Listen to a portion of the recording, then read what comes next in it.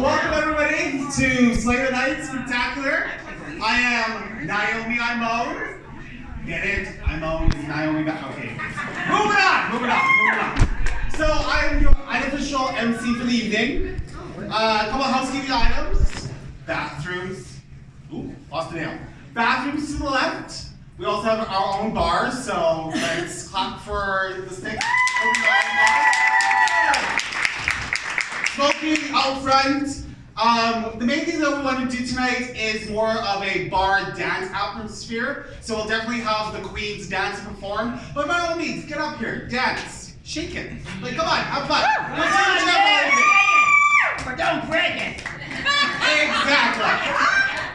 Okay, can everybody guess what princess I am?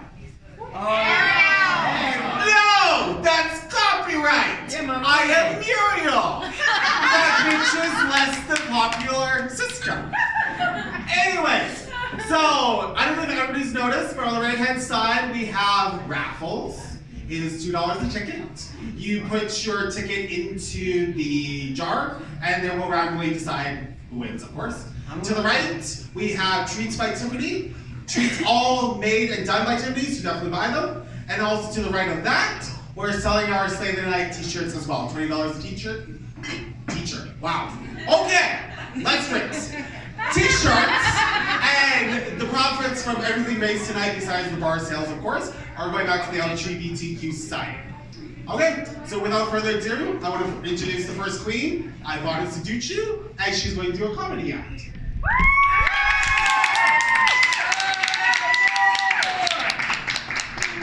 Somebody had to buy me a drink. Oh, you're sweet. I'm easier than that. You didn't need to buy me one. Just say how you doing. Oh, sure. It's fine. Rude queen. Jeez. Oh. Well, how do everyone? Well, grab your pen and trick my treat. Welcome to Slay the Night Spooktacular. How is everyone tonight? That's fabulous. Y'all look like Lucky Charms are magically delicious. Oh, glad you're alive. How do you like my costume tonight? Thank you. Would you believe I almost came as Pebbles Flintstone? Yeah, I've been wanting to dress up as her for years. And I know what you're thinking. Ivanna, there's nothing scary about Pebbles Flintstone. I beg to differ. You've clearly never had a 300-pound Pebbles tell you she's going to make your bed rock. Yeah, that is a huge yabba-dabba-dope. I decided to be practical with my costume this evening, with all the horror movies like Chucky and Annabelle. They're all based on real cursed dolls, so I thought how fitting, just like my childhood, I'll be the one that nobody wants to play with. Don't need everyone else to play. I'm into solo games. I almost found out about one of those said cursed dolls the hard way. You see, years ago, I won a Drag Stars at Sea cruise, and we went to Key West, Florida.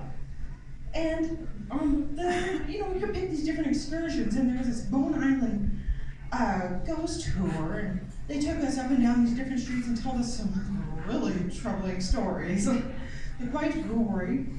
And it was an amazing experience, though, as you can learn how much truly weird crap can happen on one tiny stretch island, as you would imagine. And during the tour, there was this one particular story. Ooh. Yeah, I need cheat notes. That's bad, I know, but I'm a rat on the way. No, I don't mean, some pirate one, although that would be tantalizing. I love a good pirate adventure. But we started going down this one street, and I saw this beautiful, old, lavender Victorian home. And I love those Victorian homes, so I started filming. Looking in the street, and right when we get ready to cross it, she looks me dead in the eye with her eye, and she told me, "You might want to stop filming now." And I'm like, geez, I've been filming her for over an hour. She had a swing on. I didn't even have to halfway convinced me. I thought it was really obvious about what I was doing. So I was a little panicked. But she told me, "No, there's no panic, it's fine, but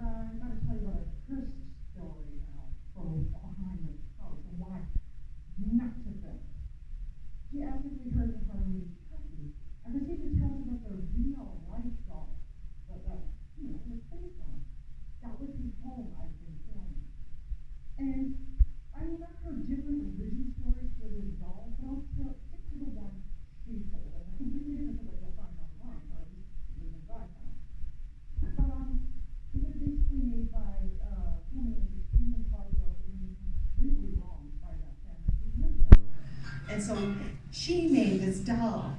Now, you know this Chucky, but his real name is Robert. And she gave Robert to her son. It was, an interesting gift. But it's not one of those gifts you really should give to a kid for so many reasons. I swear this script is going to be cursed before the end of the night. Do it back to the spiders. Robert was one of those gifts that, it keeps on giving, like a fruitcake that nobody wanted. But you can't get rid of it, it was given to you special as a gift. You gotta keep those. Use it as a doorstop. Don't use Robert as a doorstop though. Because, as time went on, there was a lot of weird and mysterious antics that kid got into, or at least got blamed. But he said, Robert did it. Didn't matter how many years passed, didn't matter how bad the events, he always said it was the doll. And the weird thing was, people said that doll moved.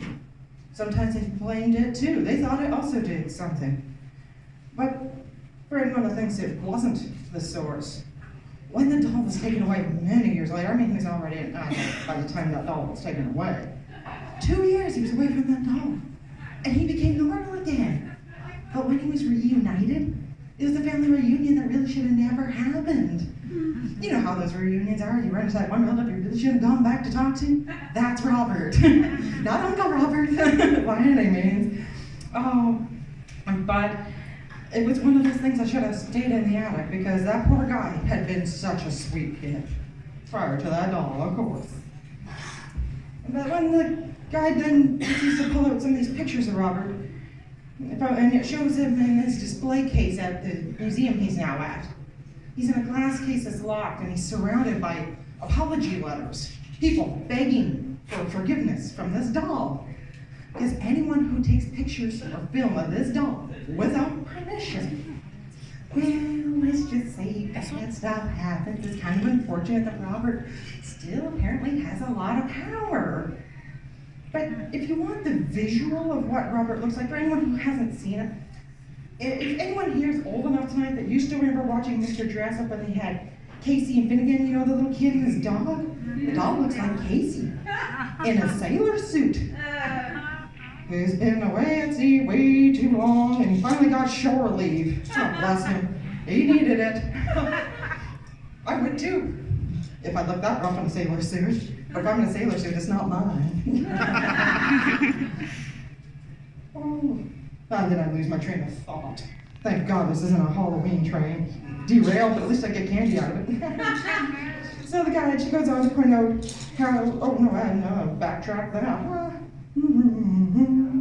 Yeah, I'm sorry, I shouldn't hum. I can't sing nor hum. But here we go. I was gonna say, and you'd think I'll remember this off the top of my head. Imagine if you still had that kind of power that doll has. If you were a celebrity and you had the kind of power that doll does, when you die, your grave would be surrounded by apology letters from the paparazzi. Because they too did not ask for permission to take your picture. Strange characters, but I would love those letters. The one thing that is really super important to understand with cursed dolls is if you mess with them, they're kind of old school, just like ghosts and demons. They understand the legal system and how possession is 9/10 of the law. So watch your back. The only bad luck, though, that I had the whole time I was in Key West was I made the unfortunate mistake of putting suntan lotion on my face and sweating it into my eyes. So nearly blinded, having to wear shades and can only keep one eye open at a time while the other one takes its turn to cry. So the only thing wasn't just painful stories, but a painful existence trying to see everything. So I could say at some level I didn't see Robert the Dog because I didn't see anything else either. But you know what, I wasn't so blinded that I couldn't see the ultimate fangirl experience at the Hard Rock Cafe. When we were about to go into the smoking room, I felt like I had this voice telling me, Ivanna, look up and here. For those who are into the Rocky Horror Picture Show, is the full lip. The one that Frankenfurter made most famous as a witch. his fantasies to reality. I love it. But you know what? I mean, of course, Tim Curry is probably the man is my greatest showbiz mentor. And I know I'm bringing him up. He's not a cursed doll or any horror story like that. By golly, that man can really possess your senses. Despite the... skip along. Another interesting story we were told about was a storm though. Imagine a storm so severe that it ripped the bodies from the ground. They were taken all from their graves and strewn about in the trees. This is the first and only time the Weather Girl's song, It's Raining Men, was actually a weather forecast. Just don't be into necrophilia. But hey, it's the only way I'm gonna get someone. Oh, not that bad. I swear. But she also told us in the Victorian era how it was commonplace, if someone was to pass away, you get that last family portrait. You gotta get one more photo with them. But here's the thing, it wasn't uncommon. This was the actual practice to still have them posed dead with the rest of the family. You gotta prop them up. Sometimes with their eyelids closed, they would paint their eyes to look like it was still open on the lids. But you know how that is. It's not always necessary. You could leave that glassy stare. So next time, when you and your family are looking at old family photos and someone looks a little stiff, a little glassy eye, they might actually be dead. Speaking of being a little dead in the eyes, leads to my next story that she told us about a man who was a radiology technician and a self-professed doctor of all the occupations, whose delusions put him closer to being more like Dr. Frankenstein than Einstein, if you know what I mean. He was an interesting character, a bit eccentric, this Carl Tanzer. He also went on to be dubbed the man who loved a mummy. Interesting, I can't judge the man's kinks. We all have ours, but some are more different than others. But you know what? There was one day he actually found the girl of his dreams. And I don't mean that the way most people mean it, when they say figuratively. I mean, the man literally dreamt he was going to meet this young girl with dark hair and dark eyes, and he found her. This girl was much younger, you know what I'm saying? Much younger, at only 21. The poor girl was suffering from tuberculosis really bad, and her family was poor, so they couldn't afford treatment. And he approached the family and he said, how about this? Let me treat her. Because he loved this girl. He fell head over heels like you would not believe. He even proposed to her, but she's like, no. But the family did go, okay, you can treat her. So he experimented with all these different treatments, and sadly this poor girl still died.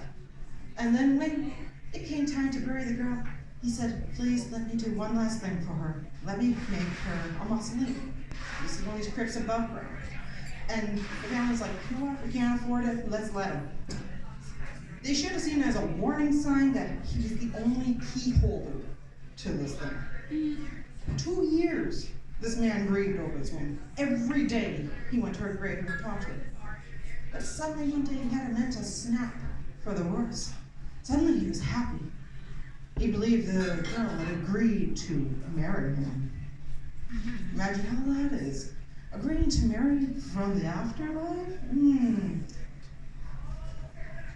I'm going to spare you a lot of those following details, though, of how this story goes, because it could be long and it could be morbid. But let's just say, in the censored version, he took this cadaver from her grave. He took her back to his place, and he decided to pull a Martha Stewart and arts and crafts her back together. 2 years decay with, lots of hobby craft stuff, and put it back together with these various sculpting things. Now it took a while before anyone had noticed he'd done this. I mean, family, friends, the town in general. It was a long time. Long. 7 years. Wedded bliss of 7 years. Now, I can't imagine how it'd be 7 years with someone you actually hadn't agreed to be with. And you know what? Sadly, it is believed that during this time, he actually even had relations with her. You can imagine what they were guessing to find that out, or had found. Makes you wonder though, how do you break off a marriage where death do you part is not a deal breaker? Her doll-like remains were eventually returned to the graveyard, but this time to an unmarked grave, so he couldn't, still mess with her. And he begged to have her returned and was denied. And the only thing that man was ever charged with was grave robbing, but he was never convicted because of the statute of limitations, of all things. But you know what, since they wouldn't return her, he decided to make his own replica, yet another doll. And then rumor has it, nobody knows for sure whether or not he stayed with the actual doll the rest of his days, or if at that last second he was able to swap out the doll for the real remains doll. And you know the funny thing is though, even after stories like that, all those weird, morbid, gory, deliciously weird stories that tour guide told us, was none of them that tour guide said was the scariest. She goes along and we're walking down the street. She sees this building and has a second story and it's kind of carving. She goes, that place is the scariest place in all Key West to me. And I'm like, why? What would be there that could be so much scarier, so much worse than what we talked about all evening? And she said, that's a nudist bar. Yeah, I can imagine what you might find there. Some spectacles. Give it a little, censored wording. I don't mind a good nudist bar. I went into at least one while I was there. Found out the hard way, it was one. Well, not the hard way, oh Lord. I just meant that I, seen stuff. But, as gory as all these stories are, I encourage you to look into their full backstories and all the things I mentioned tonight. I will, it'll keep you up at night, it'll surely give you nightmares. Because they say that there's scarier things in truth than in fiction. And these stories are testimonies to that fact. The world is full of strange and unusual, morbid and paranormal things, and for those who dare to seek them. And when people find the skeletons in New York call it, just remember the trick is to make them dance. Mine will probably have canastas, I'm just saying. I like a good samba skeleton. And may your Halloween be divine and full of paranormal like mine. And may the only monster in your life be the one under your sheets and not the one under your bed. Have a spectacular Halloween to one and all, and like Cinderella, have a ball.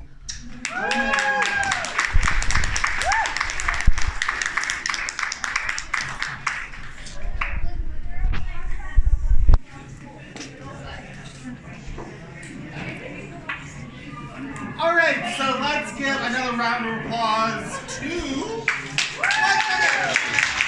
Ivanna Seduchu. All right, so in my intro, I forgot a couple things. You all have to say the date because we have just posted the event.